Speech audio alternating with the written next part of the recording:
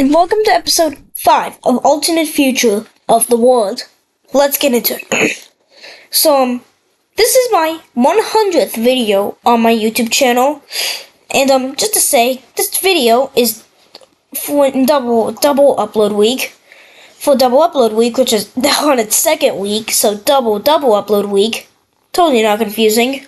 Maybe not, but so this video is gonna be a little bit later than it should be, and that's because I've been spending time with my family and friends, so I couldn't upload today. Which today, as of recording this, it's July 29th in where I am. Yeah, pretty close, like about at night. Let's get into it and stop talking about it. But we're going to be starting in Nigeria. Do you know why? Because this alliance breaks up. Let me tell you why. Okay. Oh, and by the way, another thing. I had to redraw this map here. And, I don't know why I'm here in an alternate future episode. But I've also had to redo this. So I might have forgotten a couple, but I'll check. Capitals, ideologies, alliances, and nuclear bombs, and yeah, remind me if something is wrong. And now let's just get to the alternate future here. So yeah, let's just start this war. And I want to do slower pace like I've done in Wixo. So the Nigerians will be advancing more down south, and will be able to reach the coasts over here of Sierra Leone. And we'll be able to take over the southern area here. But an impressive counter-offensive into the Mali area is going to take place here and be able to push the Nigerians out of this region. Until the Nigerians will send their armies and take over this territory. And since the Nigerians look very, very strong, having about 800 billion people, and now they have a giant army, and they are the blue country. There was peace treaty, and this is the peace treaty. So Nigeria is very big. Still not the strongest, especially compared to Russia, China, US, India. So they're number 5 in the world currently. That's something to think about. But another thing to think about is they kind of can't expand anywhere in Africa without triggering some sort of alliance. Yeah, and both alliances are pretty strong. So, yeah. Time to talk about this gigantic Russian empire here. Because, uprisings may or may not be being supported by their own allies. And, I feel like red is a better color for this. But, what are these uprisings here? Russian uprisings? And, their ally betrays them? That's something. As the Chinese troops will be continuing their expansions into the Mongolian areas and taking this lake here and doing massive invasions into Central Asia here, they will also, be able to drastically push out the Russians out of this area here. And, you may be wondering, why all of a sudden would Chinese be fighting these rebels? Do you know why? They're communist rebels. Yes, Russia is having a communist revolution. So very quickly, rebels will also start to pop up in the Ukrainian area for communism. And, some of them may or may not want to join up with Ukraine. Those are just the communist uprisings down south. But, let's just look at the full picture real quick. What is this? Oh wait, I forgot a couple things. There. So, red is communist rebels and, China. Green is liberal, I don't even know if that's, maybe not liberalism, not really sure what that means. And, even though, so these are basically rebel groups that want the countries to be freed, like Ukraine, this Central Asian area, Siberia, even St. Petersburg wants independence, and yellow is pro-democratic European aligned governments.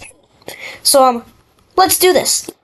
This communist rebellion here is going to be quickly taken down by the Siberians, and the Chinese will be pushing up and crushing the Russian government here. And guess what? That certain leader finally gone. Maybe not finally, he's gone. That certain leader that started this Russian-Ukrainian war in the first place. He, after warring for about 70 years, ever since the year 2000, he finally passed. Maybe not finally, but yeah, he passed. And this kind of caused all this. What is even going on here? And the Chinese, if as you can tell, will be just quote-unquote liberating all of this land. People know what they actually mean, just giving a communist government back. These rebels here will be able to take out this government here, and the main Russian government will actually be able to take out the Caucasian rebellion, and both Caucasian rebellions. The communist rebel will win in Ukraine, and this will unite a huge communist front in the Western European areas. Even with support, the liberalist free areas will be collapsing, as the Chinese will be doing a massive invasion of Siberia, and this area will be forced to surrender.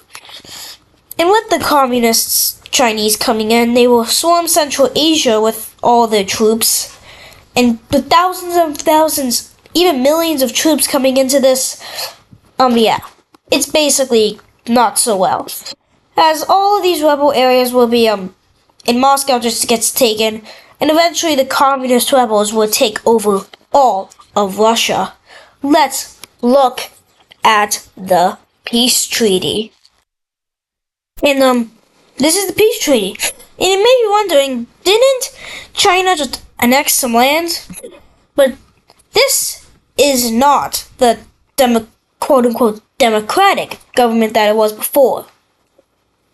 And, let's just guess what may have happened. Communism is in Russia. This is going to scare the world. And, communism is now a major ideology. And, another major thing happening? Okay. So now don't anger Iran or else you're starting World War III. Yeah. And Turkey feels the need to join back up with NATO. But, they are kind of in a conflict with Greece. And, Turkey and Greece send their applications back into NATO in order to, join the organization. But, neither of them get accepted. Do you know why? Oh, it's because of this little thing going on. They both declare war on each other. So, Turkish troops decided to go into Cyprus and take the island. That's something. And now the Greeks have declared war on them. Quickly, mobilized Greek troops will be going in and almost getting to the Istanbul area. And then they will be landing in here and taking a bunch of these islands and taking this coast here. And Turkey is strong.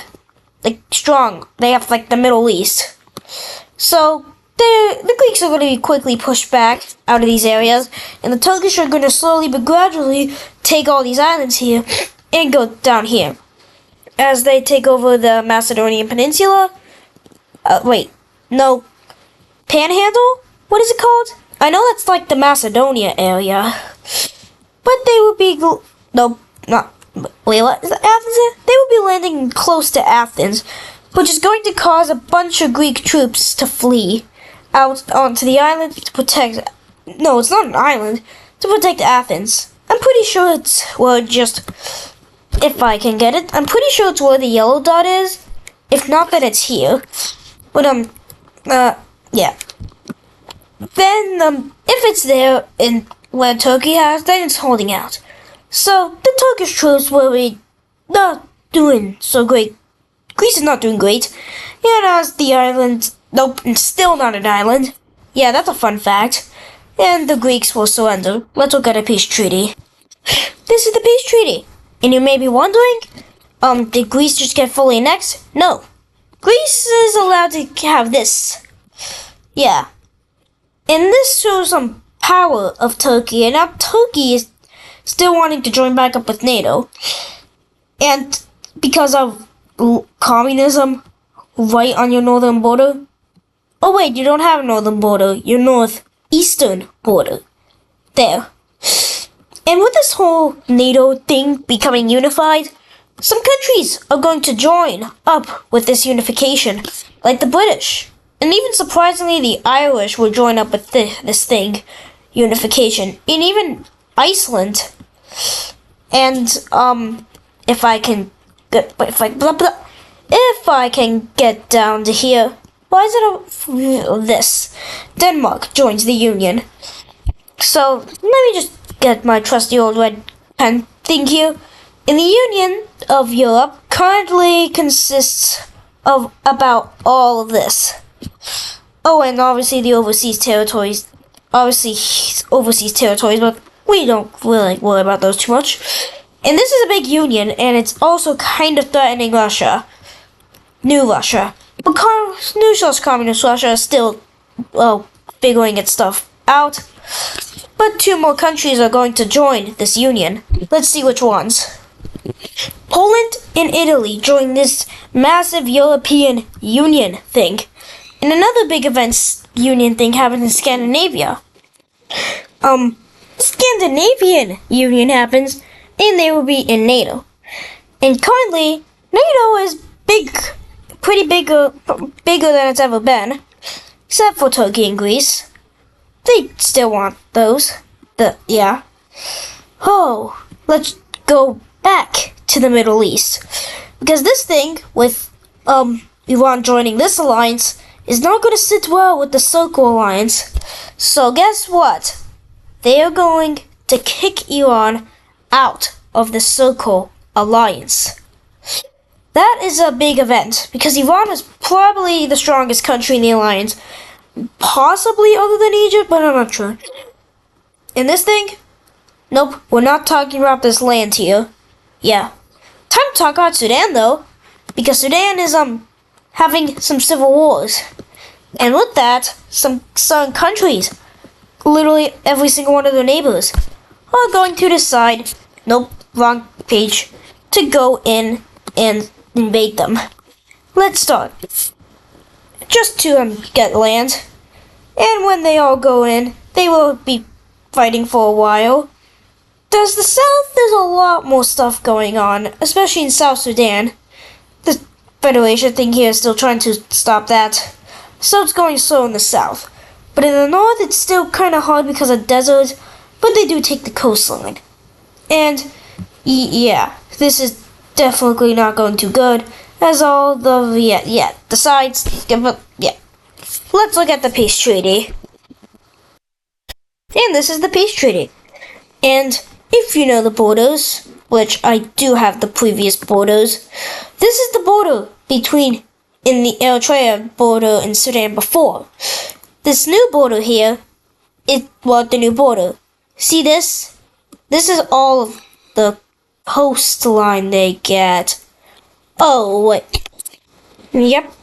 And Ethiopia is mad at this because they pretty much said that Egypt rigged the treaty in their favor, which after some documents were revealed says they did. Yeah. And guess whose alliance Ethiopia is going to join after this? The 4-Point Star Alliance. And even worse, Ethiopia is threatening Egypt about cutting off the Nile, support thing going on. Yeah. Wait, did I get alliances wrong over here? I guess when I was doing the map, I did that wrong. And, if you guys don't know, the Nile goes, something like this, down to here, and into here. maybe we ignore this. Maybe if I cut the, but yeah, we ignore that. But the main source of the Nile comes from here. And if you can see, that's in Ethiopian grounds. And it doesn't come this direction for the Nile, it goes in this direction. So all the water from Ethiopia is flowing into Egypt. And Egypt has a dam there that, if I can get the thing back, I don't know why I erased it. If they cut, like, it lets the water go through. But if they just cut that off, then Egypt will be out of their water supplies.